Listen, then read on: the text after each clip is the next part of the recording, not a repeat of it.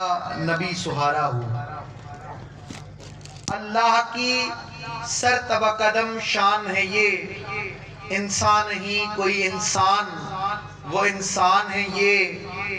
قرآن تو بتاتا ہے ایمان انہیں، قرآن تو بتاتا ہے ایمان انہیں، مگر ایمان یہ کہتا ہے کہ میری جان ہے یہ۔ میرے نہایت ہی واجب الاحترام، واجب القدر میرے بزرگوں، میرے بھائیوں، السلام علیکم ورحمۃ اللہ وبرکاتہ۔ آپ تمام آباد کو جشن عید میلاد النبی صلی اللہ علیہ وآلہ وسلم کی بہت بہت مبارک ہو۔ یہ وہ مبارک رات ہے کہ جس کے بارے میں محدثین نے، مفسرین نے، بڑے بڑے ائمہ کرام نے یہ کہا کہ کائنات کی اگر کوئی افضل ترین رات ہے تو شب میلاد ہے۔ اور یہ کسی عام لوگوں نے یہ استدلال قائم نہیں کیا۔ امام جلال الدین سیوطی رحمت اللہ علیہ نے، امام قسطلانی رحمت اللہ علیہ نے، امام نبہانی رحمت اللہ نے، اسی طریقے سے ملا علی قاری رحمت اللہ علیہ نے، یہ بڑے بڑے ائمہ ہیں، یہ علم حدیث اور جرح و تعدیل کے بڑے بڑے امام ہیں۔ انہوں نے، شیخ عبدالحق محدث دہلوی رحمت اللہ علیہ نے، کہ جو یہاں پر علم حدیث کو لانے والے ہیں، جو لوگ بھی اپنے آپ کو اہل سنت کلیم کرتے ہیں کہ ہم اہل سنت ہیں، اور اپنے آپ کو اہل سنت کہتے ہیں، اہل تشیع کے مقابلے میں اپنے آپ کو اہل سنت کہتے ہیں، وہ سب یہ مانتے ہیں کہ ہندوستان میں علم حدیث کو لانے والے وہ شیخ عبدالحق محدث دہلوی رحمۃ اللہ علیہ ہیں۔ جب وہ اپنی حدیث کی سند کو امام بخاری تک پہنچاتے ہیں، امام مسلم تک پہنچاتے ہیں، اسی طریقے سے امام ترمذی تک پہنچاتے ہیں، امام نسائی تک پہنچاتے ہیں، تو وہ شیخ عبدالحق محدث دہلوی رحمۃ اللہ علیہ سے گزرتے ہوئے اپنی سند کو امام بخاری تک لے کے جاتے ہیں۔ تو یہ کوئی عام شخصیات کا نام نہیں لے رہا، انہوں نے یہ استدلال قائم کیا کہ کائنات میں اگر کوئی افضل ترین رات ہے تو وہ رات ہے جس رات اللہ تعالیٰ نے اپنا محبوب اس کائنات میں بھیجا۔ وجہ، اس کی وجہ کیا بیان کی، اس کا استدلال کیا قائم کیا، تو اس پر جانے سے پہلے میں آپ کے سامنے اس بات کو پیش کرنا چاہتا ہوں کہ بعض لوگ کہتے ہیں کہ یہ جی میلاد منانا ثابت کہاں سے ہے، اور میلاد میں برکتیں ہوتی ہیں، عبادت ویسے بھی کی جانی چاہیے، یہ خاص میلاد کے دن عبادت کا اہتمام کرنا، درود شریف کا اہتمام کرنا، یہ کہاں سے ثابت ہے؟ عام دن میں اور میلاد کے دن میں فرق کیا ہے؟ تو میں پہلے اس پر تھوڑی سی بات عرض کر لوں گا، پھر میں اپنی بات کو وہیں سے شروع کروں گا۔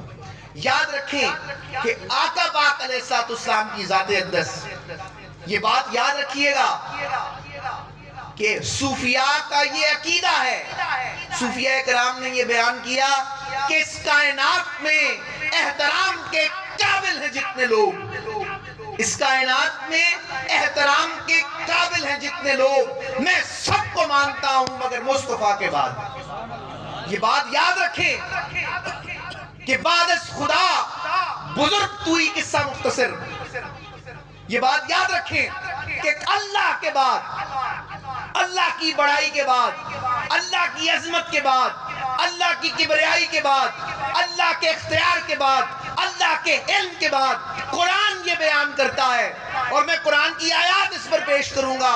قرآن یہ بیان کرتا ہے کہ اللہ کی شان کے بعد، اللہ کے مقام کے بعد، اللہ کی عظمتوں کے بعد، اللہ کے علم کے بعد، اللہ کے اختیار کے بعد کائنات میں کسی کی شان ہے، کسی کا مقام ہے، کسی کا رتبہ ہے، کسی کا علم ہے، کسی کا اختیار ہے، تو صرف ذات مصطفیٰ کا ہے۔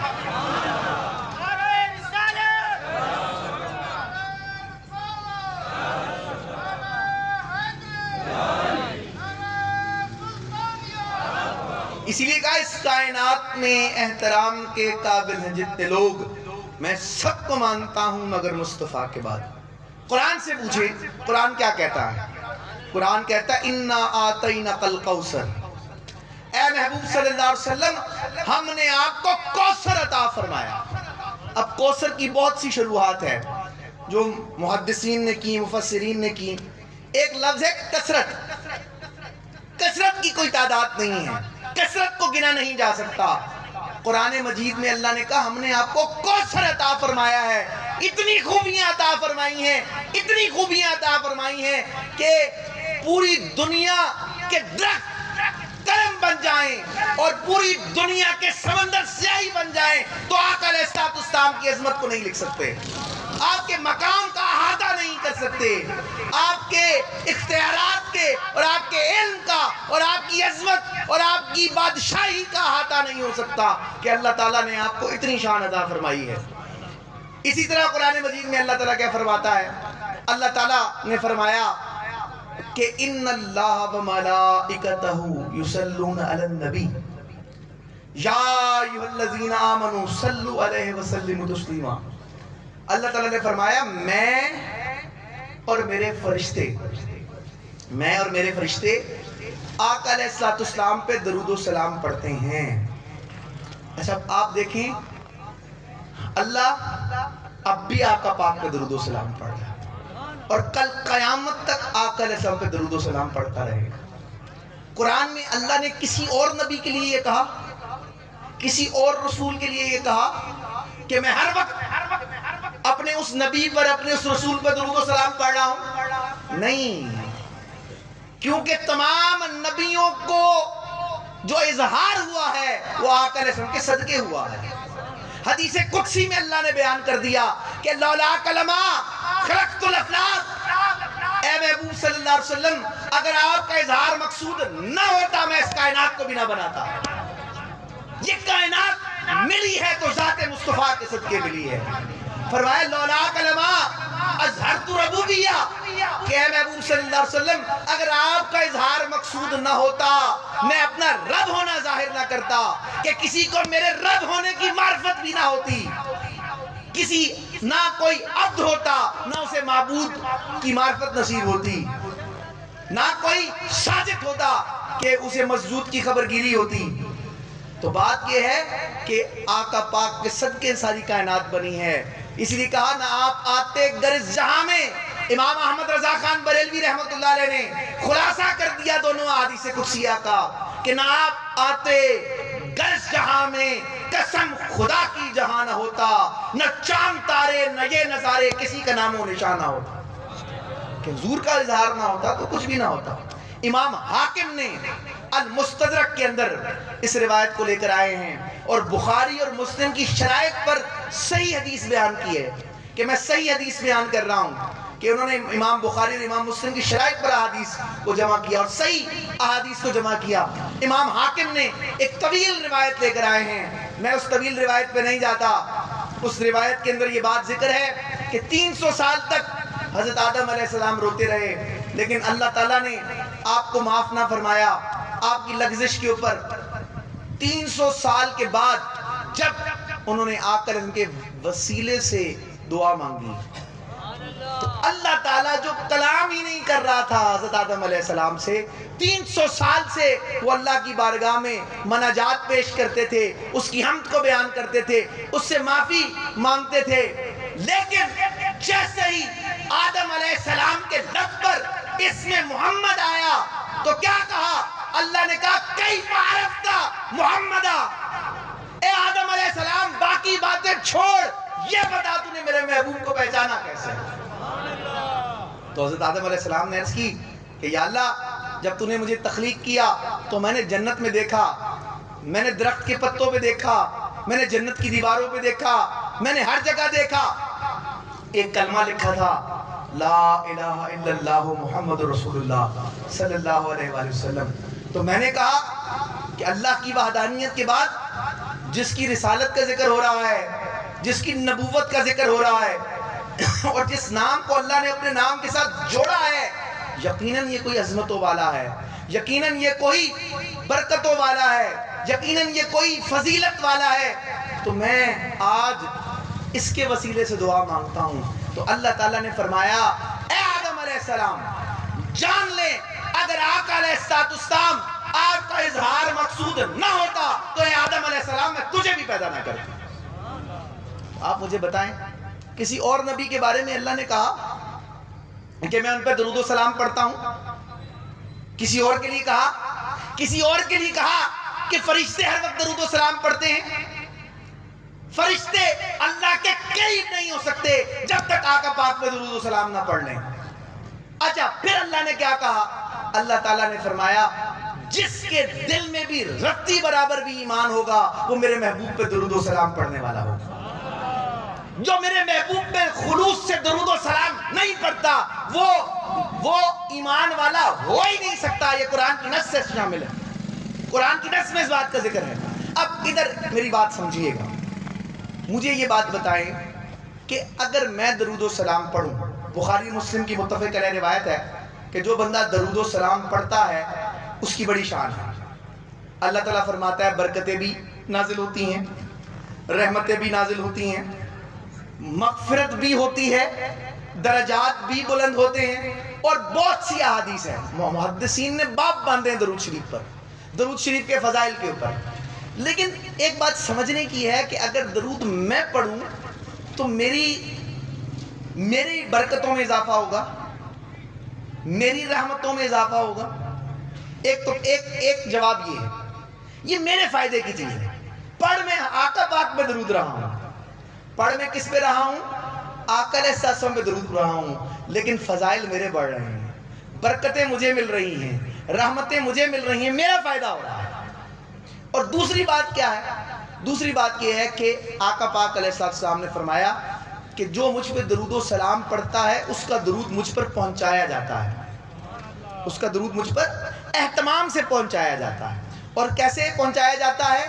اس کے نام سے اور اس کے والد کے نام سے پہنچایا جاتا ہے کہ فلاں بن فلاں میں یا رسول اللہ آپ پر درود و سلام پڑھا ہے۔ اب اس پر پھر محدثین نے اور پھر بعد میں بڑی ڈیبیٹ ہوئی کہ آقا پاک خود درود سنتے ہیں یا آپ تک پہنچایا جاتا ہے؟ تو اللہ کی بارگاہ میں بھی تو فرشتے پہنچاتے ہیں چیزیں۔ اس سے مراد یہ نہیں ہے کہ آپ سن نہیں سکتے، آپ کا اختیار نہیں ہے، لیکن یہ ہے کہ یہ شان کی بات ہوتی ہے کہ کسی کوئی بڑا افسر ہوتا ہے، چاہے وہ کیمرے پہ دیکھ رہا ہو لیکن وہ بندے کو بلاتا ہے تو وہ کوئی بات اس کو پیش کرتا ہے۔ اس کا مطلب یہ نہیں ہے کہ وہ اس تک وہ چیز پہنچ نہیں رہی۔ اب سوال یہ ہے کہ جو بندہ بھی درود و سلام پڑھتا ہے، یہ تو صحیح روایت کے اندر، صحیح حدیث میں جس کو سب مانتے ہیں، ہم جتنی دفعہ بھی درود و سلام پڑھیں، کروڑوں اربوں لوگ آقا پاک پہ درود و سلام پڑھ رہے ہیں۔ حدیث پاک میں آتا ہے آقا علیہ السلام نے فرمایا، آپ نے فرمایا جو مجھ پر درود و سلام پڑھتا ہے وہ درود و سلام مجھ پر پہنچایا جاتا ہے، اور اس کے نام، اس کے بعد کے نام کے ساتھ پہنچایا جاتا ہے۔ فرمایا اس کے سلام کے بعد میں اس کے سلام کا جواب بھی دیتا ہوں۔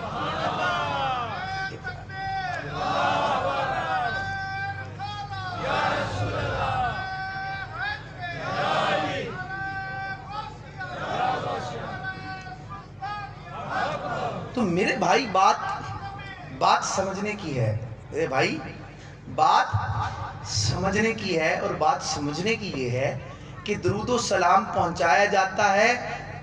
درود شریف کی عظمت اور شان والی بات یہی ہے کہ جب آپ آقا پاک پر ادب سے درود و سلام پڑھتے ہیں، اور اگر وہ خلوص سے پڑھ رہے ہیں اور حضور کی بارگاہ میں پہنچ رہا ہے، تو حضور نے یہ وعدہ کیا ہے کہ میں جواب بھی دوں گا، اور آقا پاک کی زبان مبارک پر آپ کا نام بھی آئے گا۔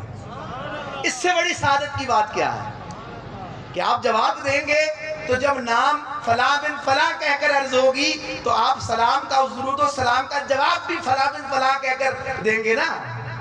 تو یہ ایک شان کی بات ہے۔ تو یہ، لیکن اس میں جو نقطہ عرض کرنا چاہ رہا ہوں یہ میرے لیے ہے، یہ نقطہ کیا ہے؟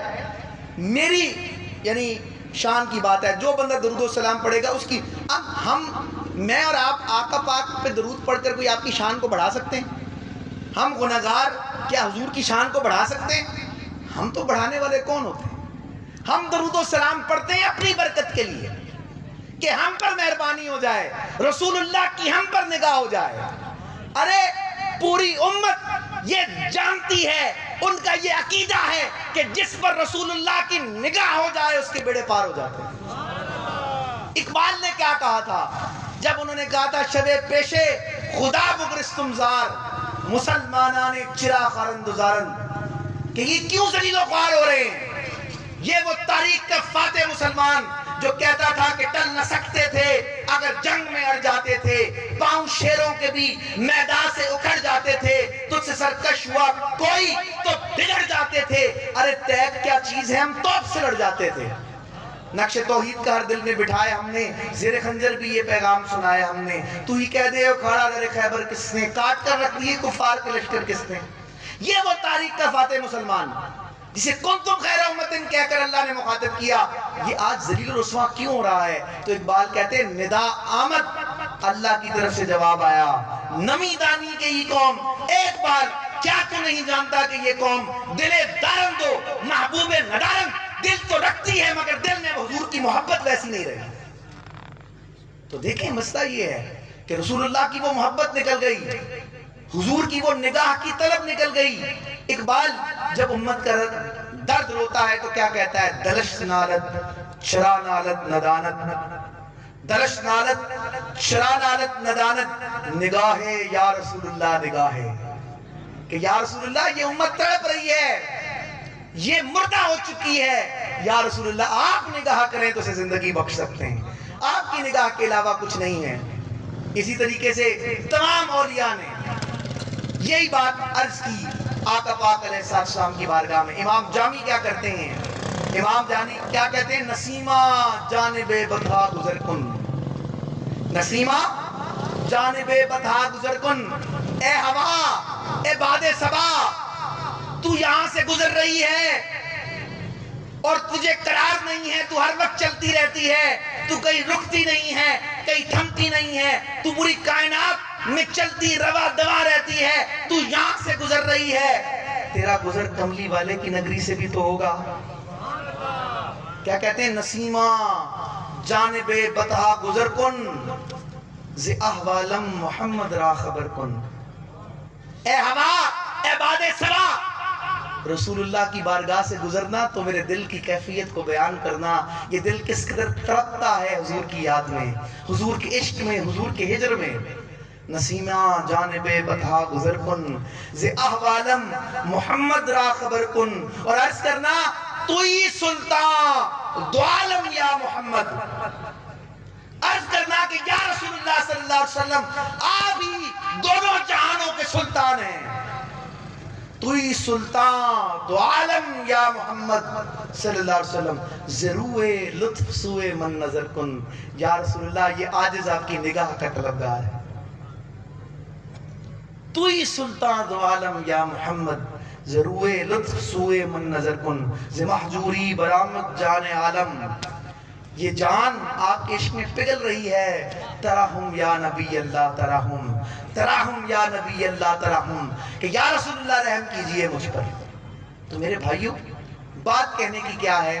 بات یہ ہے کہ میں درود و سلام پڑھوں آقا علیہ السلام پہ، آپ درود و سلام پڑھیں، کائنات کا کوئی بندہ درود و سلام پڑھے تو اس کے فائدے کی بات ہے۔ اسی طریقے سے جو فرشتے ہیں اگر وہ آقا علیہ السلام پہ درود و سلام پڑھے تو فرشتوں میں جو زیادہ حضور پہ درود و سلام پڑھتا ہے اس کو فرشتوں میں زیادہ مقام ملتا جاتا ہے، رتبہ ملتا جاتا ہے، یعنی اس کے فائدے کی چیز ہے۔ لیکن میرا سوال یہ ہے اللہ جو ہر وقت درود و سلام پڑھ رہا ہے اس کا کیا مطلب ہے؟ اللہ جو ہر وقت درود و سلام پڑھ رہا ہے اس کا مطلب کیا ہے؟ میں درود پڑھوں تو میرا فائدہ، فرشتے درود پڑھے تو فرشتوں کا فائدہ۔ اللہ جو ہر وقت درود و سلام پڑھ رہا ہے اس کا مقصد کیا ہے؟ اس کا مقصد اب میں دو آیتوں میں شیئر کرتا ہوں۔ قرآن مجید میں اللہ تعالیٰ فرماتا ہے وَرَفَعْنَا لَكَ ذِكْرَكَ، کہ محبوب صلی اللہ علیہ وسلم ہم نے آپ کے لیے آپ کی شان کو انتہاؤں تک بلند کر دیا۔ ارے جس کی شان کو اللہ انتہاؤں تک بلند کرے، میں کون ہوتا ہوں اس کو کسی حدود و قیود میں پابند کرنے والا؟ وَرَفَعْنَا لَكَ ذِكْرَكَ، جس کی شان کو اللہ نے بلند کیا تو اس کا علم پوری کائنات کے تمام مخلوقات سے زیادہ ہے۔ اللہ کے بعد اگر ہم کسی کو علم والا مانتے ہیں تو صرف ذات مصطفیٰ کو مانتے ہیں، اور کوئی پوچھے کہ کس آیت سے مانتے ہیں تو ہم بتائیں گے اِنَّا أَعْطَيْنَاكَ الْكَوْثَرَ سے مانتے ہیں۔ اگر کوئی پوچھے کہ ذات مصطفیٰ کا اختیار اللہ کے بعد اگر کائنات میں کسی کو سب سے زیادہ اختیار ہے تو صرف ذات مصطفیٰ کو ہے۔ اگر کوئی پوچھے کہ کہاں سے مانتے ہو تو میں کوئی حدیث بیان نہیں کر رہا کہ آپ کہیں جناب یہ حدیث صحیح نہیں ہے، یہ حسن حدیث ہے، یہ موضوع روایت ہے، یہ ضعیف روایت ہے۔ ارے بھائی قرآن سے بات کر رہا ہوں، جس پر اللہ ہر وقت درود و سلام پڑھے، ہر وقت پڑھے اور قیامت تک پڑھتا رہے۔ ہے کوئی اس سے بڑا علم والا؟ اور کسی کے پاس اختیار ہے کہ اس کے علم کو ناپے، اس کے علم کو تولے، اس کی عظمتوں پہ جھگڑے کرے، اس پر باتیں کرے؟ جس کی شان کو اللہ نے کہا وَرَفَعْنَا لَكَ ذِكْرَكَ، اے محبوب ہم نے آپ کے لیے آپ کی شان کو انتہاؤں تک بلند کر دیا۔ کون ہے اس کے اوپر بات کرنے والا؟ پھر دوسری آیت دیکھیں، کیا کہا اللہ تعالیٰ نے؟ قرآن مجید میں اللہ نے کہا اے محبوب آپ کا ہر آنے والا لمحہ پہلے سے بہتر ہے۔ اے محبوب آپ کا ہر آنے والا لمحہ پہلے سے بہتر ہے۔ اب اس کی شرح کیا ہے؟ اس کا کیا مطلب ہے؟ اے محبوب آپ کا ہر آنے والا لمحہ پہلے سے بہتر ہے۔ ان دونوں آیتوں کی شرح یہی ہے، ان اللہ و ملائکتہ یصلون علی النبی یا ایھا الذین آمنوا صلوا علیہ وسلموا تسلیما۔ اللہ جو ہر وقت آپ پہ درود و سلام پڑھ رہا ہے، اللہ ہر وقت درود و سلام پڑھتے ہوئے آپ کی شان کو اور بلند سے بلند کرتا جا رہا ہے۔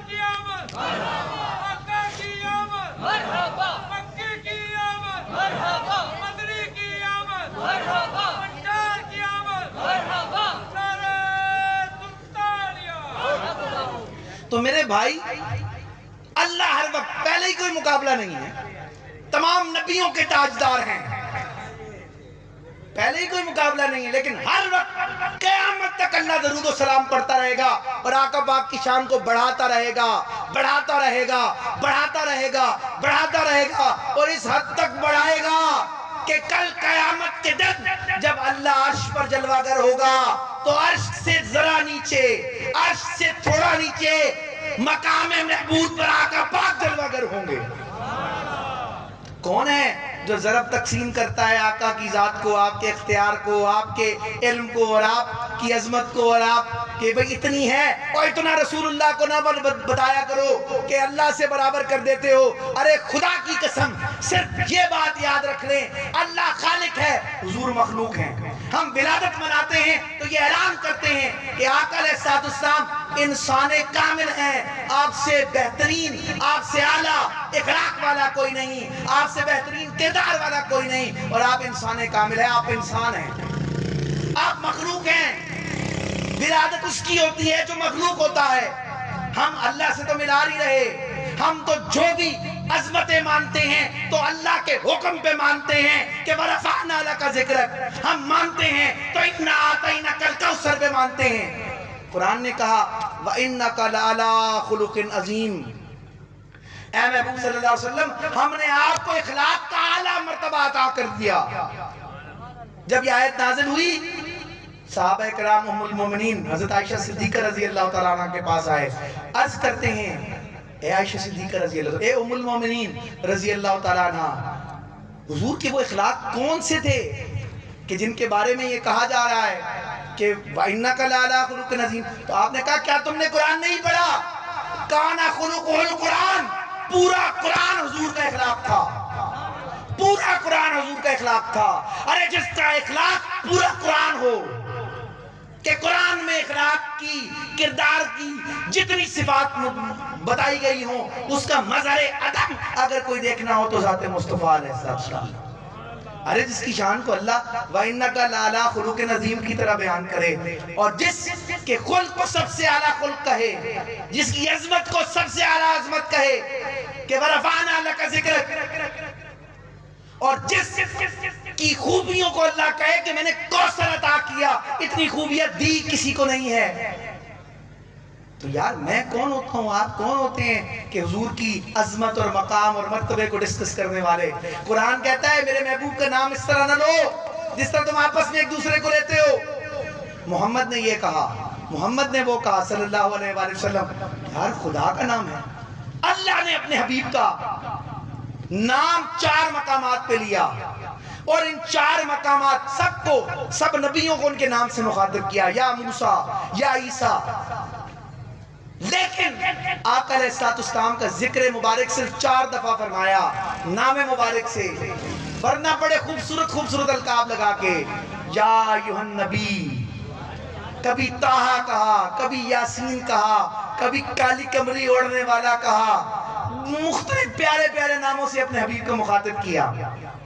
اسی لیے اہل سنت کا یہ دستور ہے کہ جب بھی وہ حضور کا ذکر کرتے ہیں تو حضور نبی کریم صلی اللہ علیہ وسلم، رؤوف الرحیم صلی اللہ علیہ وآلہ وسلم، اگر حضور کا نام مبارک بھی آئے تو ساتھ کچھ اور القاب لگا کے محمد مصطفیٰ صلی اللہ علیہ وآلہ وسلم وہ ذکر کرتے ہیں۔ ارے جن کا نام لینا اللہ تعالیٰ نے یہ بیان کر دیا کہ تم ایسے نام نہیں لے سکتے اس طرح آپس میں ایک دوسرے کا لیتے ہو، اور فرمایا اے محبوب یہ فرما دیں کہ یہ حجروں سے باہر آپ کو نہ پکارا کریں، باہر سے آپ کو آواز نہیں دے سکتے، یہ انتظار کریں تا وقت کہ آپ باہر تشریف لے آئیں اور آپ انہیں شرف ملاقات بخش دیں۔ پھر اللہ تعالیٰ نے کہا میرے محبوب کا ذکر ایسے نہ، میرے محبوب کی بارگاہ میں آیا کرو تو بے ادبی نہ کرنا۔ یاد رکھیں اللہ تعالیٰ نے 2 مقامات ایسے ہیں جہاں جو گنوائے ہیں۔ کتنے مقامات ایسے ہیں؟ 2 مقامات۔ ایک اللہ نے شرک کی بات کی ہے کہ اللہ کے ساتھ شرک نہیں کرنا۔ اللہ سے شرک کرنے سے مراد کیا ہے؟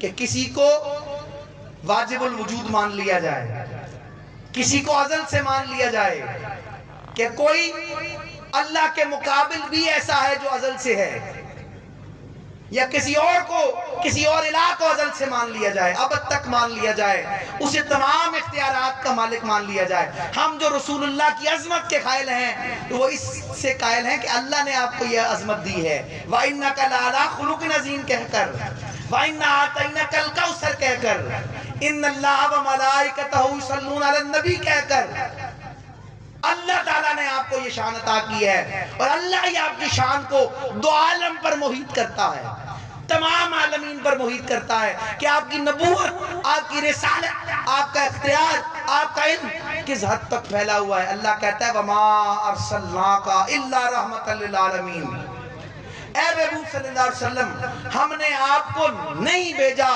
مگر تمام عالمین کے لیے رحمت بنا کر، تمام عالمین کے لیے رحمت بنا کر۔ یعنی اللہ تعالیٰ نے بیان کر دیا کہ رسول اللہ صلی اللہ علیہ وسلم کسی ایک فرقے کے لیے رحمت بن کر نہیں آئے، رسول اللہ صلی اللہ علیہ وسلم کسی ایک فرقے کے لیے رحمت بن کر نہیں آئے، رسول اللہ صرف مسلمانوں کے لیے رحمت بن کر نہیں آئے، رسول اللہ صلی اللہ علیہ وسلم صرف انسانوں کے لیے رحمت بن کر نہیں آئے، بلکہ کائنات میں جتنے عالم ہیں اور ان عالموں میں بسنے والی جتنی مخلوقات ہیں، میرے حضور تمام عالم اور ان عالموں میں بسنے والی تمام مخلوقات کے لیے رحمت بن کر آئے۔ آپ دیکھیں اللہ تعالیٰ نے کہا رب العالمین ہوں میں، میرا رب جو ہے وہ صرف اس کائنات کا رب نہیں ہے، کائنات کے جتنے عالم ہیں اور ان عالموں میں جتنی مخلوقات ہیں سب کو پالنے والا ہے۔ اگر اللہ تعالیٰ بادشاہ ہے تو حضور وزیر اعظم ہے، اگر اللہ بادشاہ ہے تو رسول اللہ صلی اللہ علیہ وسلم وزیر اعظم ہے۔ آپ کے ادب کے بغیر، آپ سے محبت کے بغیر اللہ ہی نہیں ملتا۔ اندازہ کریں، یہ بڑی اہم بات ہے۔ پھر میں میلاد مصطفیٰ صلی اللہ علیہ وسلم کے موضوع پہ آنے لگا اور میلاد پاک میں بھی چند باتیں کر کے اجازت لوں گا۔ میں زیادہ سے زیادہ 20-25 منٹ آپ کے لوں گا، اس سے زیادہ نہیں لوں گا۔ میری آدھی گفتگو ہو گئی، آدھی گفتگو رہتی ہے، لیکن اس بات پر غور کیجئے گا، میلاد مصطفیٰ صلی اللہ علیہ وسلم پہ ہم یہاں پر موجود ہیں تو میں جو آپ سے عرض کر رہا ہوں، کیا عرض کر رہا ہوں کہ حضور علیہ السلام آپ کا اختیار کیا ہے، آقا علیہ السلام کی ذات کے اوپر بات کیا کی گئی۔ تو بات یہ جو چل رہی تھی، کیا بات کر رہا تھا، کس حوالے سے بات تھی، آخری بات میں نے کیا کی، کس موضوع پہ بات کر رہا تھا؟ آیت کوئی جو بات کرتے کرتے میرے ذہن سے نکل گئی جی، آقا علیہ السلام کی ذات اقدس کے حوالے سے بات تھی. آخری آیت پر میں بات کرنا چاہ رہا تھا. اور تو بات ساری یہی ہے کہ قرآن و سنت میں جو حضور علیہ السلام کی شان کو اللہ تعالیٰ نے بیان کیا تو وہ یہی بیان فرمایا کہ اس کائنات میں احترام کے قابل ہے جتنے لوگ، میں سب کو مانتا ہوں مگر مصطفیٰ کے بعد.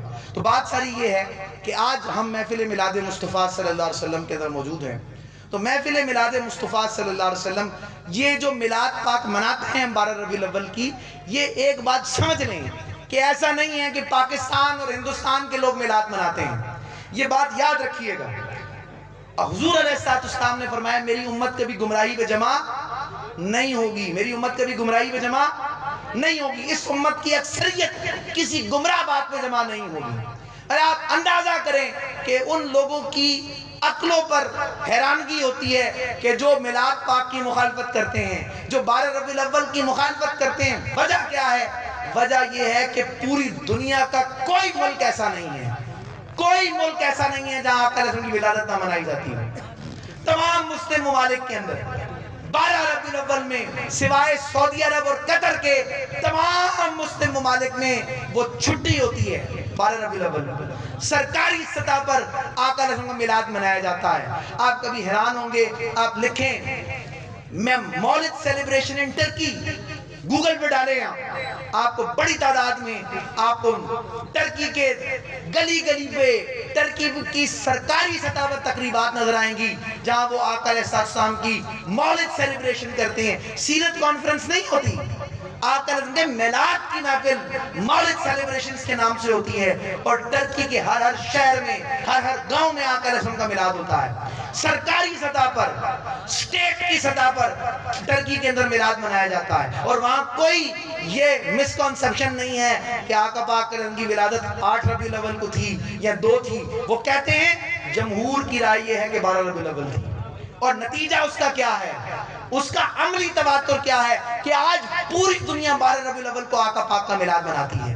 آپ کو 8 ربیع الاول پہ کہیں میلاد مناتے ہوئے نظر نہیں آئیں گے، آپ کو 2 ربیع الاول پہ کوئی میلاد مناتا نظر نہیں آئے گا.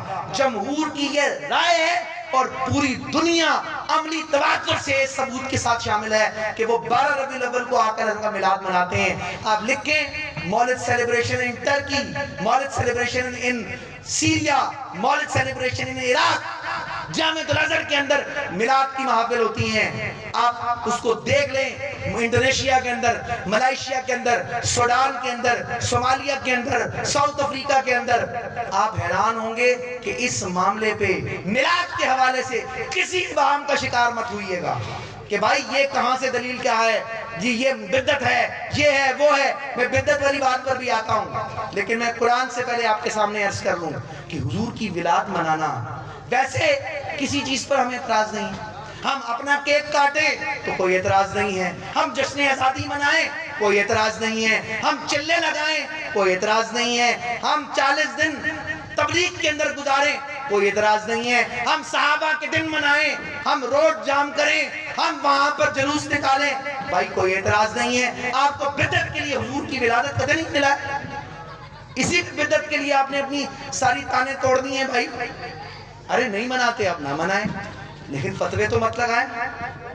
پوری امت مسلمہ پر جس بات کا اتفاق ہے، مجھے کوئی ایک ملک دکھائیں، صرف 2 ملک میں نے ایکسپشن سے کہہ دیے، سعودی عرب اور قطر. اس کے علاوہ پوری امت مسلمہ کی کثیر تعداد کا اس پہ اجماع ہے. اور صرف عوام کی بات نہیں ہے، سرکاری سطح پہ سیریا سیلیبریٹ کرتا ہے. صدر اور وزیر اعظم اور جہاں بادشاہ آتے ہیں، آپ وہاں پر چلے جائیں، آپ اردن کے اندر چلے جائیں، اردن میں بادشاہ آتا ہے، وہ بادشاہی نظام کے ساتھ آقا علیہ السلام کو سرکاری سطح پر سیلیبریٹ کرتے ہیں. تو پہلی بات تو یہ بات سمجھیں کہ اس پر عملی تواتر ہے. ملا علی قاری نے، امام جلال الدین سیوطی نے، امام قسطلانی نے اور امام نبہانی نے، یہ بڑے بڑے ائمہ نے، انہوں نے کتابیں لکھی ہیں اور بتایا ہے کہ ربیع الاول کے اندر 12 ربیع الاول کو ان سب نے اس بات کو بیان کیا ہے کہ مدینہ پاک میں کتنا بڑا جلوس نکلتا تھا. مکہ میں کتنا بڑا جلوس نکلتا تھا. ملا علی قاری نے تو پوری کتاب لکھنے کے بعد باب باندھا ہے. مصر میں جلوس، آج سے 400 سال پہلے مصر میں جلوس نکل رہا ہے میلاد کا. 1920 تک سعودی عربیہ میں جب تک خلافت عثمانیہ کی گورنمنٹ تھی، میلاد نبی صلی اللہ علیہ وسلم کا جلوس نکلتا رہا. آپ باقی باتوں میں جو مرضی کہتے رہیں، لیکن اس بات پر آپ کے پاس کیا جواز ہے؟ کیا آپ پوری امت مسلمہ پر، تمام مسلم حکمرانوں پر اور تمام گورنمنٹس پہ جو سرکاری سطح پہ 12 ربیع الاول کو چھٹی کا اعلان کرتے ہیں، آپ فتویٰ لگائیں گے اس پر؟ آپ مجھے بتائیں کیا فتویٰ لگ سکتا ہے ان پر؟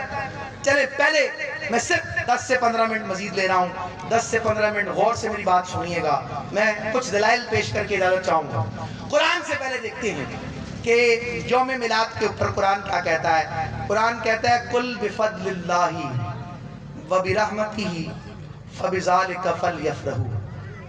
قرآن کہتا ہے اگر اللہ تمہیں کوئی اپنا فضل دے، اللہ کوئی فضل فرما دے آپ پر، یا اللہ تعالیٰ تمہیں اپنی کسی رحمت سے نوازے. اب سب کچھ اللہ کا فضل ہے. قرآن میں اللہ تعالیٰ نے رزق کو بھی اپنا فضل قرار دیا، اور رحمت کے بہت سے مظاہر قرآن نے بیان کیے ہیں. اب اللہ یہ فرما رہا ہے کوئی ایک فضل بھی کسی صورت میں آپ پر نازل ہو، یا کوئی ایک رحمت بھی اللہ تعالیٰ آپ کو دے، فَبِذَلِكَ فَلْيَفْرَحُوا، تو اس پہ خوب خوشیاں منایا کرو. یار میرے بھائی مجھے یہ بتا دیں، اس پہ مفسرین اور محدثین کی بڑی لمبی ڈیبیٹ ہو سکتی ہے کہ فلاں راوی نے اس کے اوپر حدیث کے اندر کیا بات کہی، حضور کا کیا فرمان بیان کیا، یا مفسرین نے اس سے کیا کیا معنی مراد لیے. لیکن مجھے بتائیں کہ کائنات کا سب سے بڑا فضل کون ہے؟ اللہ کا سب سے بڑا فضل آقا علیہ السلام کی ذات اقدس ہے. قرآن نے کیا کہا؟ اللہ نے تم پر احسان کیا ہے، بڑا فضل کیا ہے تم پر، احسان کیا ہے تم پر کہ تم میں سے اپنا نبی بھیجا جو کیا کرتا ہے؟ یتلو علیہم آیاتہ ویزکیہم ویعلمہم الکتاب والحکمت. اللہ کا یہ بڑا احسان ہے، اللہ کا یہ فضل ہے کہ اس نے تمہارے درمیان اپنے نبی کو بھیجا. تو کائنات میں اللہ کا سب سے بڑا فضل آقا علیہ السلام کا ظہور ہے. حضور سے بڑھ کر کسی کا ظہور نہیں ہے. سب سے بڑا فضل جو ہے وہ آقا علیہ السلام کی ذات اقدس ہے. پھر آپ دیکھیں رحمت کیا ہے؟ بہت سے رحمتوں کے مظاہر ہیں، لیکن کائنات کی سب سے بڑی رحمت ذات مصطفیٰ. قرآن کہتا ہے وَمَا أَرْسَلْنَاكَ إِلَّا رَحْمَةً لِلْعَالَمِينَ. اے محبوب صلی اللہ علیہ وسلم، ہم نے آپ کو نہیں بھیجا مگر تمام عالمین کے لیے رحمت بنا کر. تو آپ سب سے بڑی رحمت ہیں. ارے اگر ایک فضل ملے یا ایک رحمت ملے تو اللہ کہتا ہے خوب خوشیاں مناؤ. تو آپ تو سب سے بڑے اللہ کا فضل ہیں، آپ تو سب سے بڑی اللہ کی رحمت ہیں. تو مجھے بتائیں جس رات آقا کا ظہور ہوا ہو، مجھے بتائیں وہ رات سب سے اعلیٰ افضل ہوئی یا نہیں ہوئی؟ اور اب اسی موقع پر میں اس بات پر بیان کروں گا. قرآن کے اندر یعنی حضور سے بڑھ کر اظہار، آپ کا اس کائنات میں جلوہ گر ہونا، اس سے بڑی اللہ کی نعمت کوئی نہیں ہے، اس سے بڑا اللہ کا فضل کوئی نہیں ہے. آپ آئے تو شرک کی سیاہی سے اس عالم کو ختم کیا اور اس کائنات کو اللہ کے نور سے جگمگا دیا. تو ذات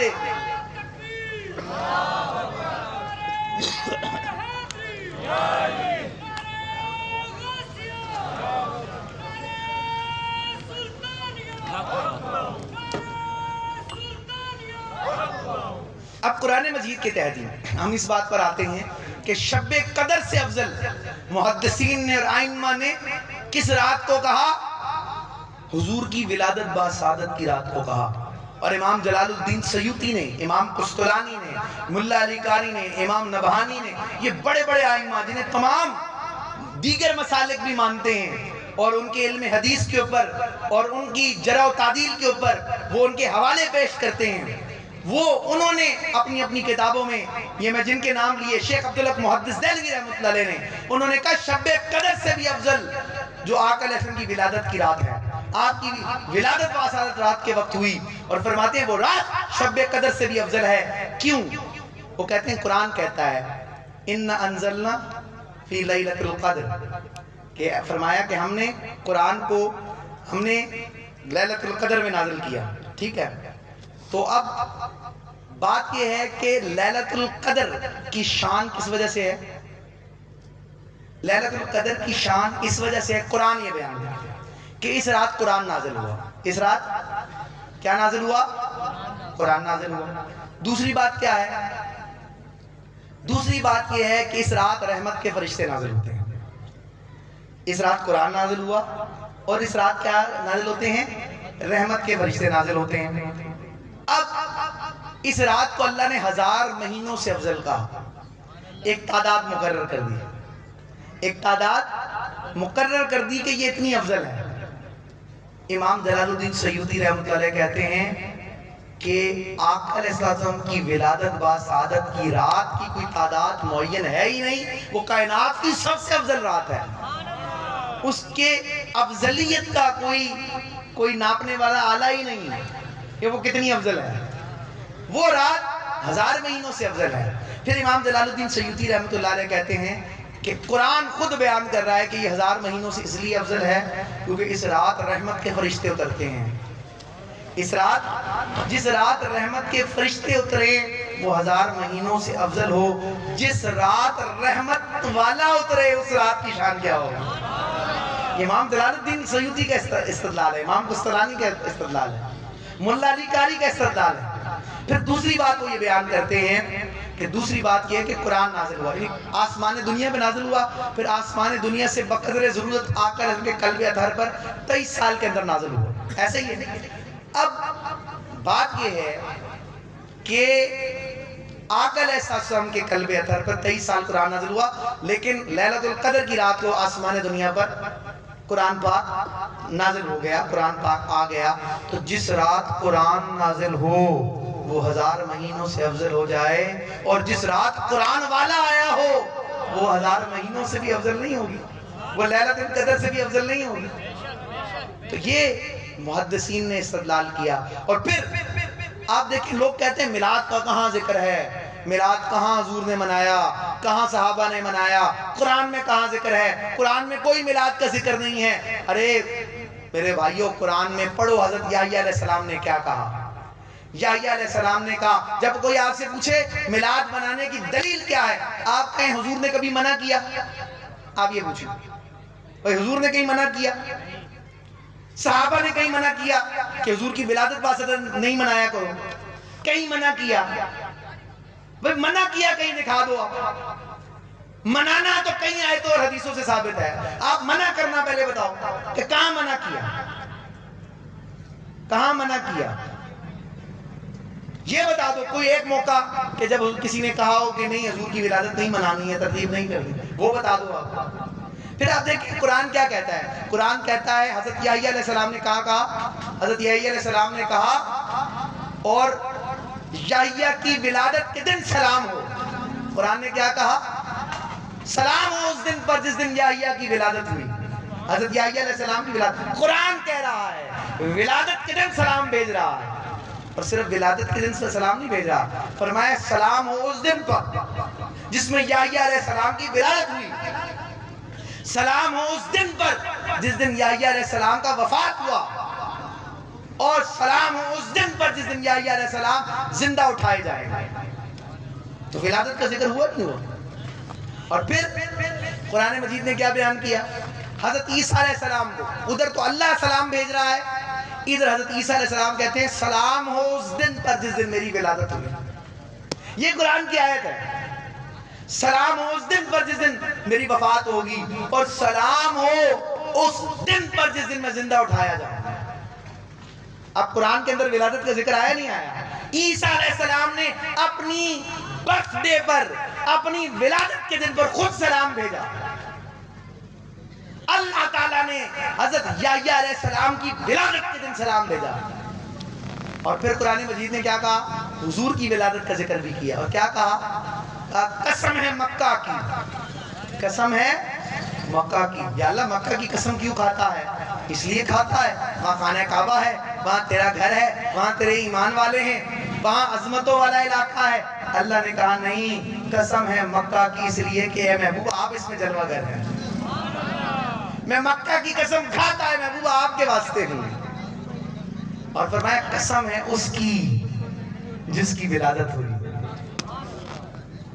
قسم ہے آپ کے والد کی، یعنی حضرت آدم علیہ السلام، یا مفسرین نے حضرت ابراہیم علیہ السلام کا ذکر کیا. قسم ہے آپ کے والد کی اور جس کی ولادت ہوئی. یعنی قرآن مجید نے حضور کی ولادت با سعادت کے موقع کو اپنا قرآن کا مضمون بنایا.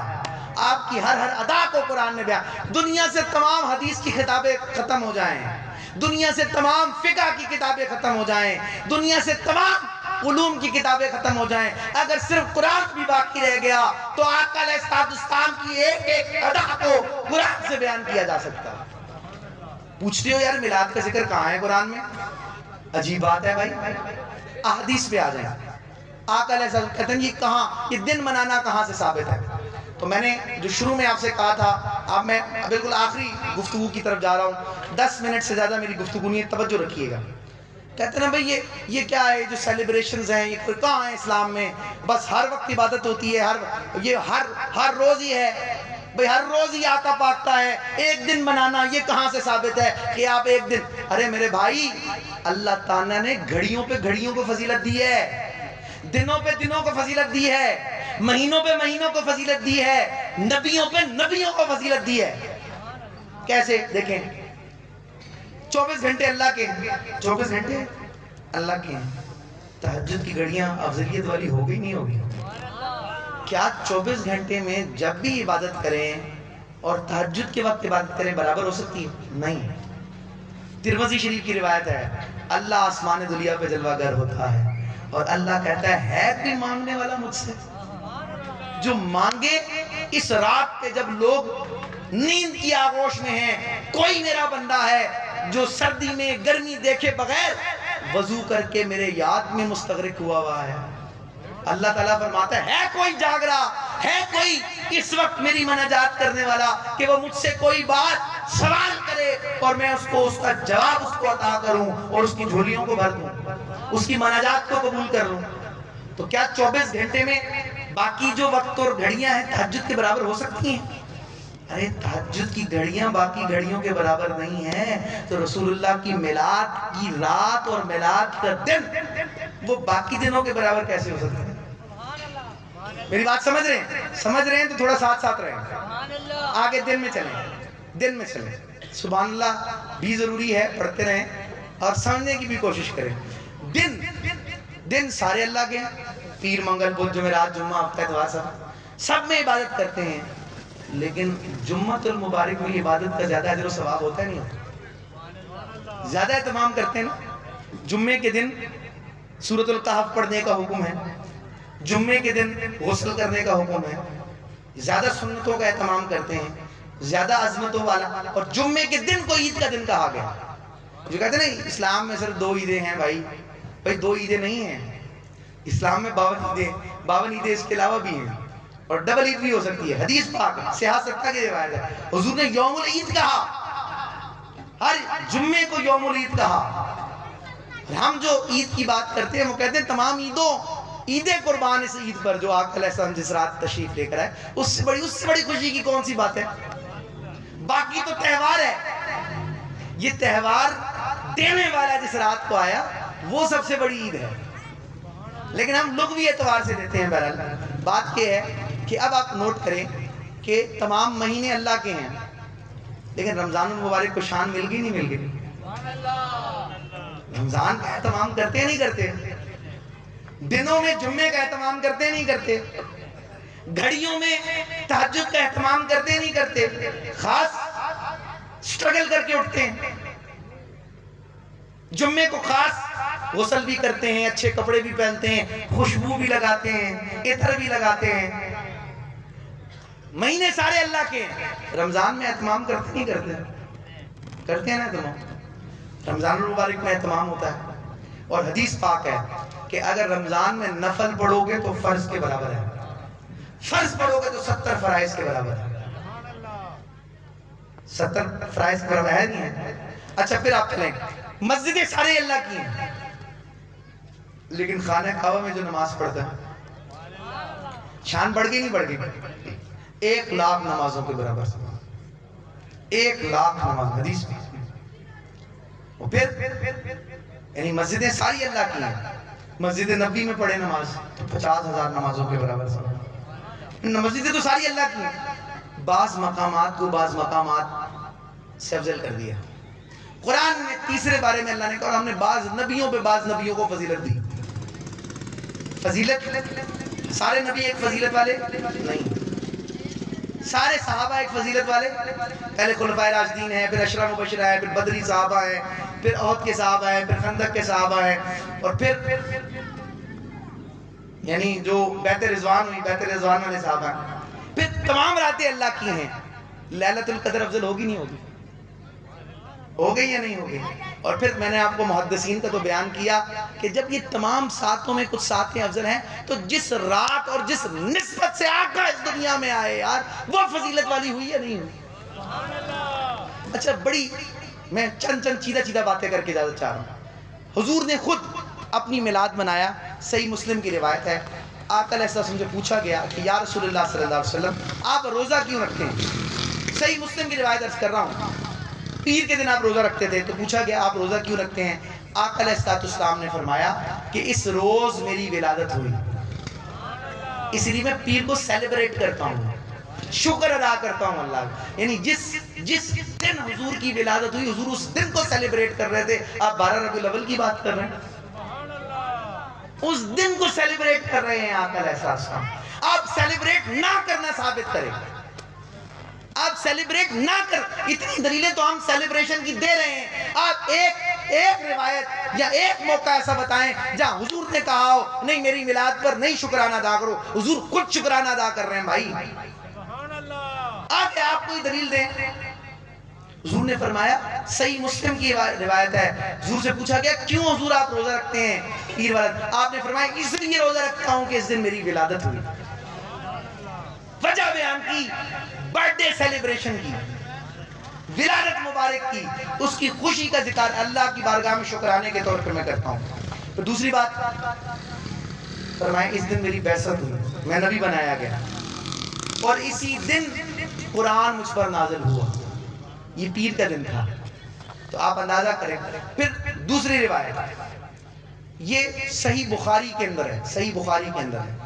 یار اتنی احادیث سے استدلال بنتا ہے، کوئی خوف نہیں آتا ہمیں ڈر نہیں لگتا کہ ہم کچھ بھی مطلب ہر چیز کو بدعت بنانے پہ تل جاتے ہیں. آپ کو کچھ خرافات لگتی ہیں اس خرافات کے اوپر بات کریں، لیکن آپ میلاد منانے والوں پہ ٹھک کر کے بدعت کا فتویٰ لگاتے ہیں. بدعت پہ میں آ رہا ہوں، میری آخری گفتگو ہوگی بدعت پر. لیکن آپ صحیح بخاری کی روایت دیکھیں کہ ابو لہب جس کے بارے میں قرآن کہہ رہا ہے کہ اس کے دونوں ہاتھ ٹوٹ گئے، ٹھیک ہے نا، یہ قرآن میں اللہ تعالیٰ فرما رہا ہے. اب آپ دیکھیں کہ اس ابو لہب کو جس نے پوری زندگی حضور کی مخالفت کی، پوری زندگی مخالفت کی، اور میں روایت صحیح بخاری کی پیش کر رہا ہوں، آپ بھی کوئی روایت پیش کریں. بس اتنی بات صحابہ نے نہیں منایا تو بس یہ بات صرف نہیں ہوگی. ان احادیث سے کچھ بات نکلتی ہے جو امت کے 1400 سال علماء نے جس سے جو چیزیں استدلال کی ہیں، جس کی بنیاد پر پوری جہان آقا علیہ السلام کا میلاد منا رہا ہے، ہر کوئی خوشیاں منا رہا ہے. آپ دیکھیں جب ولادت باسعادت ہوئی تو کیا ہوا؟ حضور کی ولادت باسعادت ہوئی تو اب کیا ہوا؟ فرمایا کہ ابو لہب کے ہاتھ ٹوٹ گئے. قرآن نے اس کو بیان کیا اور اس کے عذاب کا ذکر کیا. اس کی بیوی کے اوپر جو عذاب آ رہا ہے اس کا ذکر کیا قرآن مجید میں. وہیں آپ دیکھیں کہ صحیح بخاری کے اندر آتا ہے کہ کسی نے، آپ کے چچا نے غالباً یا کسی نے خواب میں دیکھا کہ ابو لہب کو ہر وقت عذاب ہو رہا ہے. ابو لہب کو ہر وقت عذاب ہو رہا ہے اور وہ پوچھنے والا پوچھتا ہے کہ تم پر کوئی سکھ کا وقت بھی گزرا ہے، تم پر کوئی چین کا وقت بھی گزرا ہے. صحیح بخاری کے اندر روایت ہے. صحیح حدیث اس سے بڑی آپ سند کے اندر صحیح روایت کون سی کہہ سکتے ہیں جو الجامع الصحیح کے اندر ہے؟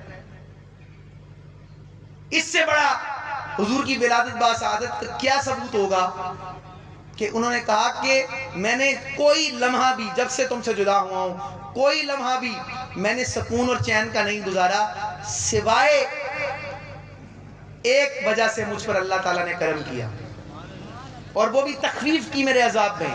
عذاب سے میں نجات نہیں پایا، وہ کیا کہ جب آقا علیہ السلام کی ولادت باسعادت ہوئی، وہ پیر کا دن تھا، اور اس دن میں نے محمد الرسول اللہ سمجھ کر نہیں، محمد الرسول اللہ سمجھ کے نہیں، اپنا بھتیجا سمجھ کر کہ میرے بھتیجے کی ولادت ہوئی ہے، بھتیجا سمجھ کر خوشی کا اظہار کیا، بھتیجا سمجھ کر خوشی کا اظہار کیا۔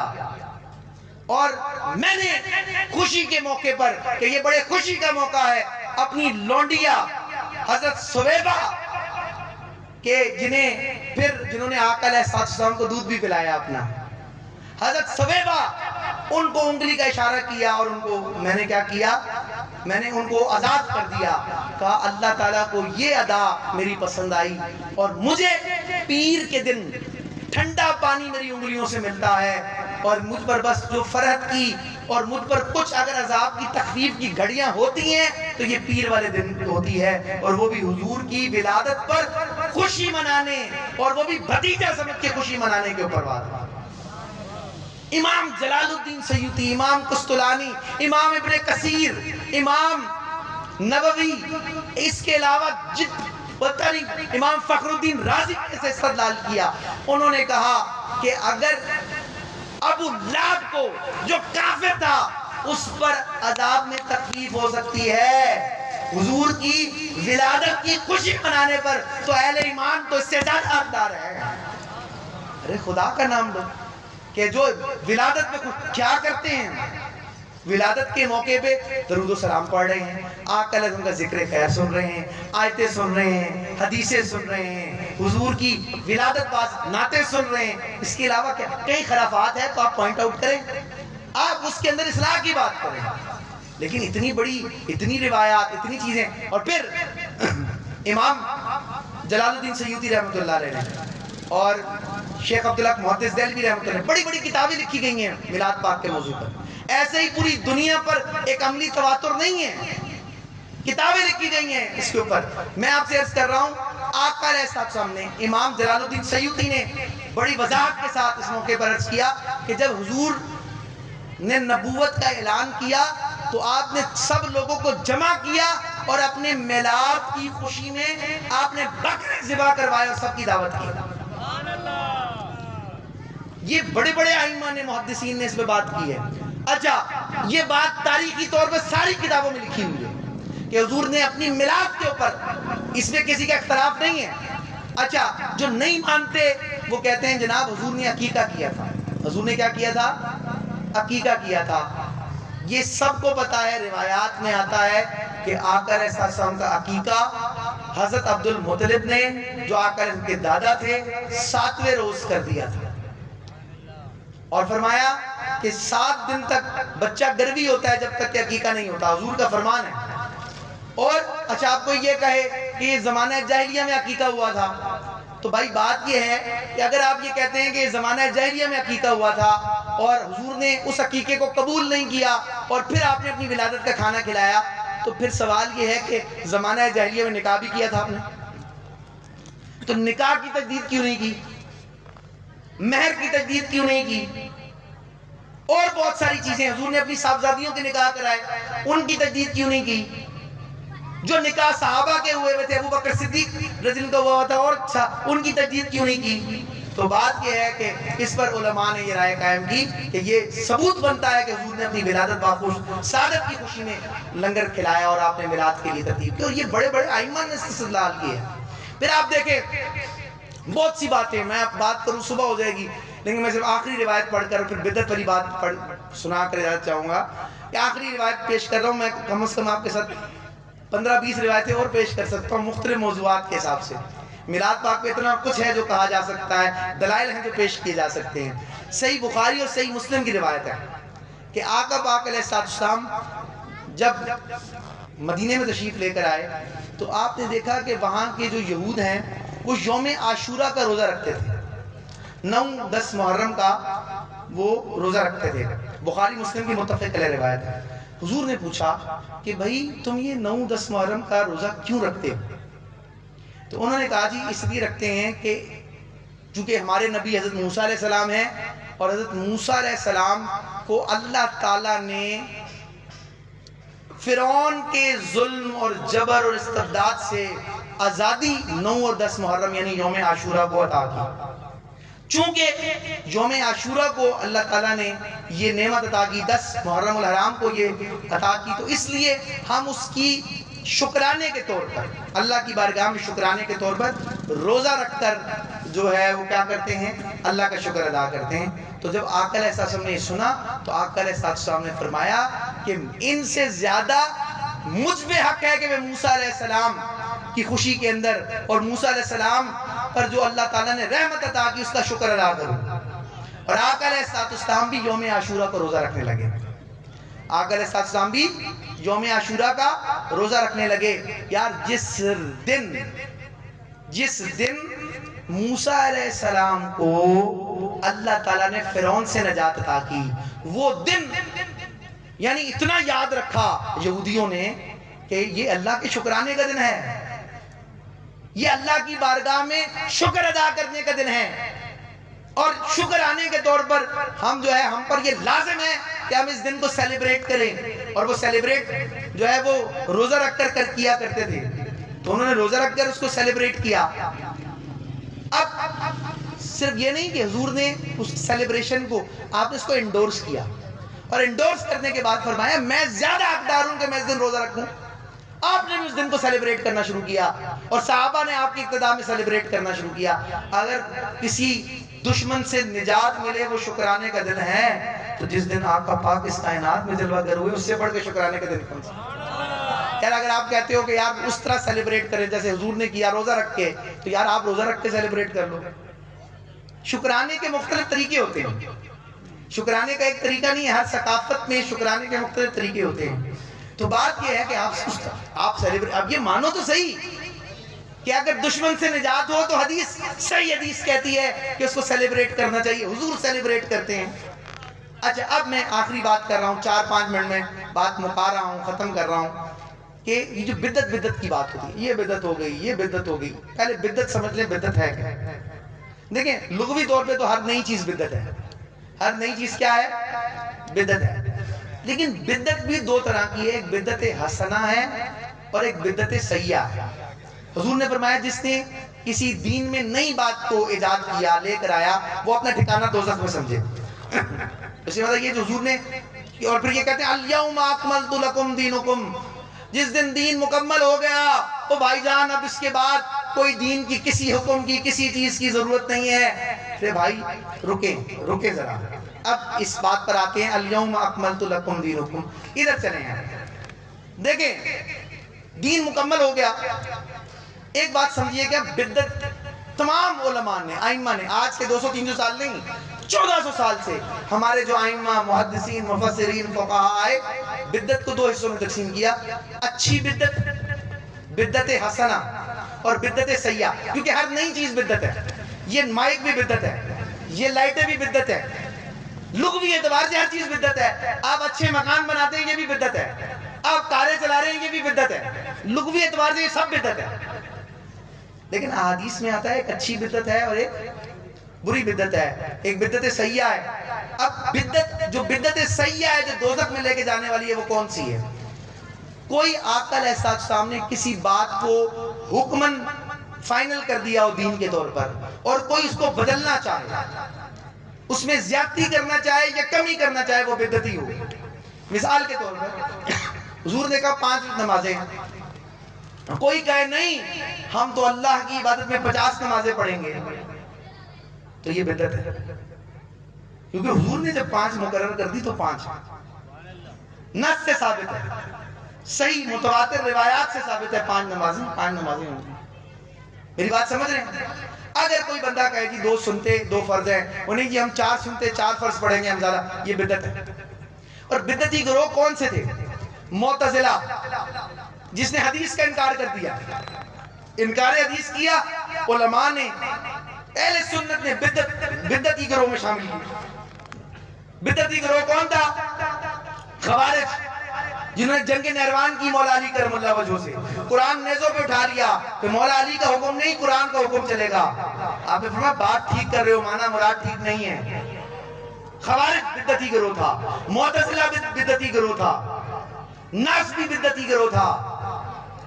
اسی طریقے سے ہمارے ہاں پر جو لوگ حضرت علی کی محبت میں غلو کر گئے ان کو بدعتی گروہ کہا۔ اسی طرح یہ بدعتی گروہ تھے جو اہل سنت نے بتائے۔ یہ جو ہم بدعت بنا رہے ہیں ہر چیز کو، یہ کون سی بدعت ہے بھائی؟ میں اب آپ کے سامنے کرتے ہیں، اب چند مثالیں دے کے جلدی جلدی میں گزروں گا، اس بات کو کمپلیٹ کرنا یہ آخری بات ہے۔ دیکھیں قرآن آقا نے جمع کیا، حضور کے دور میں 40 کاتبین وحی تھے، چھالوں پر، اونٹوں پر، کھالوں پر، پتوں پر قرآن لکھا گیا، مختلف جگہوں پہ پڑھا ہوا تھا، جمع نہیں کیا حضور نے۔ آقا علیہ کے وصال کے بعد جنگ یمامہ ہوئی حضرت ابوبکر صدیق کے دور میں، 700 حفاظ شہید ہو گئے، ضرورت پیش پڑی کہ قرآن کو جمع کرنا ضروری ہے۔ اب قرآن کو جمع نہ کیا گیا تو مسئلہ پیش آئے گا۔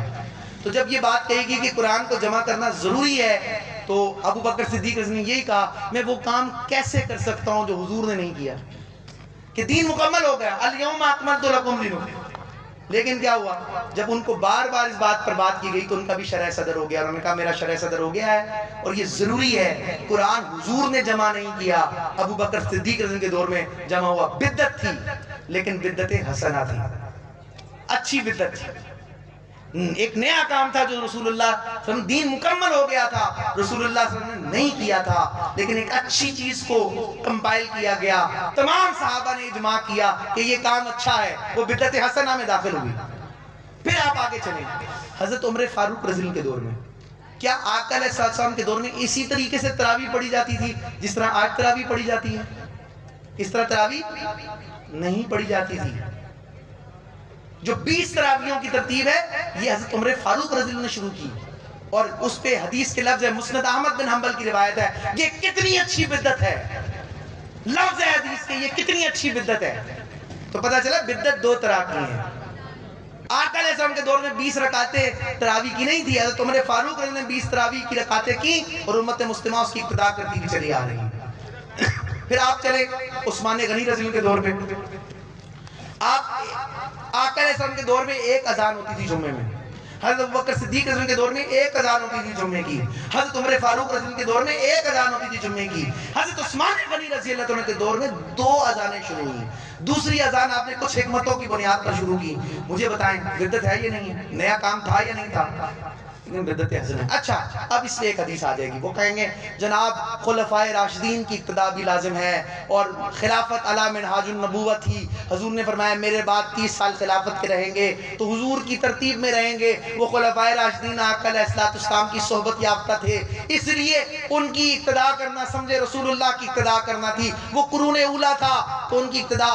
اچھا جناب ٹھیک ہے، آپ کی یہ بات مان لی کہ جناب ادھر بدعت حسنہ ہے، بعد میں نہیں ہے، چلیں بعد میں آتے ہیں۔ اب میں بات کی کچھ مثالیں آپ کو دیتا ہوں۔ قرآن پر اعراب، آپ اردو پڑھتے ہیں، اردو پہ اعراب لگاتے ہیں، زبر زیر پیش نہیں لگاتے کیونکہ آپ کی اپنی زبان ہے۔ پڑھنا کو کیا پڑھنا پڑھتے ہیں یا پڑھنا پڑھتے ہیں؟ پڑھنا پڑھتے ہیں۔ لکھنا کو لکھنا پڑھتے ہیں یا لکھنا پڑھتے ہیں؟ لکھنا پڑھتے ہیں، زیر سے پڑھتے ہیں۔ سننا کو سننا پڑھتے ہیں یا سننا پڑھتے ہیں؟ پیش سے پڑھتے ہیں۔ کیا زبر زیر پیش ڈلی ہوتی ہے؟ ہماری زبان ہے، ہم اہل زبان ہیں، ہمیں اس کے اوپر اعراب کی ضرورت نہیں ہے۔ عربوں کی اپنی زبان تھی، ان کو اعراب کی ضرورت نہیں تھی۔ نہ ابو بکر صدیق رضی نے اعراب لگائے، اسلام باہر جا رہا تھا رومن امپائر، پرشین امپائر میں، لیکن نہیں کیا انہوں نے۔ حضرت عمر کے دور میں اعراب نہیں لگے، حضرت عثمان غنی کے رضی اللہ کے دور میں اعراب نہیں لگے، مولا علی کے دور میں اعراب نہیں لگے، اعراب حجاج بن یوسف نے لگائے۔ ایک دینی کام تھا یا نہیں تھا؟ 14 اگست مناتے ہوئے کہتے ہیں کہ 14 اگست تو ہم منا سکتے ہیں کیونکہ یہ دین کے طور پہ ہم نہیں مناتے، اور یہ دین کے طور پہ ہم تو اس کو اس طرح دین میں کوئی نیا کام نہیں ہو سکتا۔ بھائی یہ قرآن پر اعراب لگانا دنیاوی کام تھا؟ کیوں پڑھتے ہو، کیوں لگاتے ہو اعراب؟ کیوں اپنے بچوں کو اعراب والا قرآن پڑھاتے ہو؟ بھائی مجھے بتا دو پھر یہ کیوں ہوتا ہے؟ قرآن پر جو اعراب لگ رہے ہیں وہ اعراب ہم کیسے لگا رہے ہیں؟ تو یہ بدعت ہے، ہم کہتے ہیں بدعت حسنہ ہے۔ آپ تو بدعت کو، ہر بدعت کو گمراہی اور دوزخ میں لے جانے والا کہتے ہیں، ہم کہتے ہیں بدعت حسنہ ہے۔ اچھا پھر جو درس نظامی آپ پڑھاتے ہیں، کس صحابی نے اس طرح درس نظامی کیا؟ مجھے بتا دیں۔ یہ جو درس نظامی آپ پڑھاتے ہیں، یہ جو حفظ جیسے آپ کرواتے ہیں، یہ ناظرہ قرآن جیسے آپ پڑھاتے ہیں، یہ ساری باتوں کا ثبوت دیں قرآن سے، احادیث سے، خلفاء کے دور سے۔ صرف میلاد کے اوپر آپ کی ساری تان ٹوٹتی ہے۔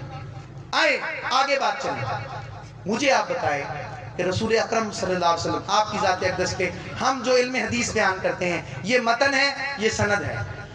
سند کی پھر اسناد کی پوری ایک چین ہے، ایک چین آف نریشن ہے۔ اس نے اس سے سنا، اس نے اس سے سنا، اس نے اس سے سنا۔ جرح و تعدیل کے جو اصول قائم کیے، کیا خلفائے راشدین نے کیے؟ کیا تابعین نے کیے؟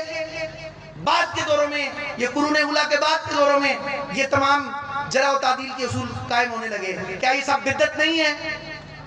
یہ جو فقہ میں آپ کہتے ہیں یہ حلال ہے، حلال حرام تو قرآن میں تھا، عہد رسالت میں تھا، لیکن یہ جو آپ کہتے ہیں یہ واجب ہے، یہ مکروہ تحریمی ہے، یہ مکروہ تنزیہی ہے، یہ سنت ہے، یہ مستحب ہے، یہ خلاف اولیٰ ہے، یہ اصطلاحات کے صحابہ نے وضع کی تھی، یہ تو بعد کے ائمہ فقہ نے قرآن و سنت میں گہرا مطالعہ کر کے یہ تمام اصطلاحات لے کر آئے۔ کیا یہ سب بدعت نہیں ہے؟ کیا یہ علم الکلام بدعت نہیں ہے؟ لیکن ہم سب کہتے ہیں یہ بدعت حسنہ ہے۔ پھر مسجدیں، آقا علیہ السلام کے دور میں تو گنبد تھا ہی نہیں مسجدوں پر، مسجدوں میں گنبد کہاں سے آتا تھا؟ کچی مسجدیں ہوتی تھی۔ پکی مسجدیں بھی حضور کے دور میں، صحابہ کے دور میں نہیں ہوئی۔ آج آپ بڑی بڑی مسجدیں بناتے ہیں، گنبد بناتے ہیں، وہاں بدعت کا فتویٰ نہیں آتا۔ آپ کا فتویٰ بدعت کا صرف میلاد کے اوپر آتا ہے۔ پھر آپ چلے لگائے، کیا وہ دین کا کام نہیں ہے؟ کیا آپ تبلیغ پہ جاتے ہیں، وہ دین کا کام نہیں ہے؟ اگر وہاں بدعت کا فتویٰ نہیں ہے تو یہاں بدعت کا فتویٰ کیوں ہے؟ تو بات ساری یہ ہے، ہم یہی کہتے ہیں کہ یار امت میں اتحاد کی ضرورت ہے، اتفاق کی ضرورت ہے، مطالعے کو وسیع کرو۔ کم از کم اگر آپ مناتے نہیں ہیں تو فتوے بازی سے ہم گریز کریں۔ مسلمانوں پہ جو کڑا وقت ہے، وہ کڑا وقت اس بات کا متلاشی ہے کہ کوئی بھی اپنا مسلک نہ چھوڑے، لیکن امت کے وسیع تر مفاد کے اندر ہمیں اپنے اپنے مسلکوں میں رہتے ہوئے پھر بھی ایک اتحاد و یکجہتی کو فروغ دیں۔ اقبال نے کہا، ایک ہو مسلم حرم کی پاسبانی کے لیے، نیل کے ساحل سے لے کر تا بقا کے کاشغر۔ فلسطین میں مسلمانوں کو کاٹا جاتا ہے تو فرقوں کے نام لے کر الگ الگ کر کے نہیں کاٹا جاتا، مسلمانوں کا قتل عام ہوتا ہے، نہ وہ کسی سنی کا، نہ کسی وہابی کا، نہ کسی شیعہ کا قتل عام ہوتا ہے۔ کشمیر میں مسلمانوں پہ ظلم و ستم ہوتا ہے تو وہ کسی ایک فرقے کو نشانہ نہیں بناتے۔ برما میں مسلمانوں پہ قتل عام ہوتا ہے، کسی ایک فرقے کو نشانہ نہیں بناتے۔ فرقہ بندی ہیں کہیں اور کہیں ذاتیں ہیں، کیا زمانے میں پنپنے کی یہی باتیں ہیں؟ یوں تو سید بھی ہو، مرزا بھی ہو، افغان بھی ہو، تم سب کوئی کچھ ہو، بتاؤ کہ مسلمان بھی ہو۔ بدترین اختلاف کے باوجود بہترین اتحاد کا ثبوت دینا چاہیے۔ ہمیں ایک دوسرے کے عقائد کا احترام کرنا چاہیے۔ ہمیں گالی گلوچ کے اوپر بندوں کو لے کر نہیں جانا چاہیے۔ ہمیں بدترین اختلاف رکھیں لیکن ہم بہترین احترام کا ثبوت دیں۔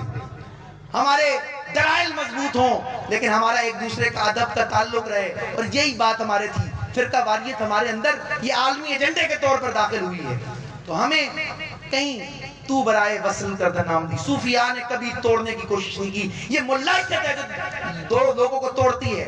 دین کافر فکر و تدبیر جہاد، دین ملا فی سبیل اللہ فساد۔ ملا کو جو ہے ہند میں سجدے کی اجازت، نادان یہ سمجھتا ہے کہ اسلام ہے آزاد۔ عالمی ایجنڈا ہوتا ہے، یہاں پر کتابیں بٹتی ہیں کفر کی، فتوے بٹتے ہیں کفر کے، خدا را کفر کے فتوے چھوڑ دیں۔ یہ بڑے بڑے فتوے شرک کے، گستاخی رسول کے، یہ جو ہم فتوے ایک دوسرے مسلک کے خلاف بانٹتے، خدا را اسے چھوڑیں۔ اتحاد کی بات کریں، اتفاق کی بات کریں، اپنے دلائل کو مضبوط کریں۔ آپ مجھ سے الگ نقطہ نظر رکھتے ہیں، مجھے پتا ہے کہ جو بات میں دلائل دے رہا ہوں میلاد کے ثبوت پر، دوسروں کے پاس بھی اس کے دلائل ہیں کہ نہ منانے کے، لیکن میں بات صرف اس بات کے کر رہا ہوں کہ اپنے جو ہمارے دوست احباب ہیں ان کو بھی بالکل دلیری کے ساتھ اس بات کے اوپر کھڑا ہونا چاہیے کہ ہمارے دلائل قرآن و سنت سے مستعار لیے گئے ہیں۔ تو اصلاحی جماعت حضرت سلطان باہو رحمۃ اللہ علیہ آپ کے مزار اقدس سے جو دعوت دیتی ہے وہ اتحاد کی دعوت دیتی ہے، اتفاق کی دعوت دیتی ہے، اور بات یہ کرتی ہے کہ امت کا کڑا وقت ہے اور دین کے لیے اپنی نسلوں کے اندر دین کو پیدا کرنے والے ملحد ہو جائیں گے۔ آپ فرقہ فرقہ کھیل رہے ہیں، لوگ ملحد ہو رہے ہیں، آنے والی نسلیں اسلام سے باقی ہو رہی ہیں۔ خدا را اس امت کو، خدا را اس امت پر ایک احسان کرو، اس امت کو نہ فرقوں میں پریشان کرو۔ آسان ہے مسلمان کو کافر کہنا، ہمت ہے تو کافر کو مسلمان کرو۔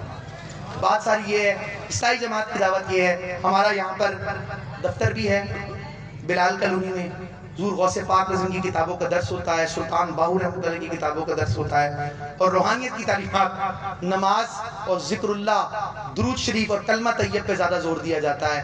آپ اس روحانی چیز سے حصہ بننا چاہتے ہیں تو اس میں ضرور شامل ہوں۔ اور آخری اعلان سماعت کریں، انتظامیہ والوں سے گزارش ہے آ جائیں اعلان کے لیے۔ ربیع الاول کا کل جلوس ہے اور ہم بڑے ڈسپلن جلوس کرتے ہیں، ناچیز خود حاضر ہوگا، ناچیز کا خطاب بھی ہے مختصر سا۔ تو میری گزارش آپ سے ہے کہ کل جو ہے وہ بلال کالونی پہ جو ہے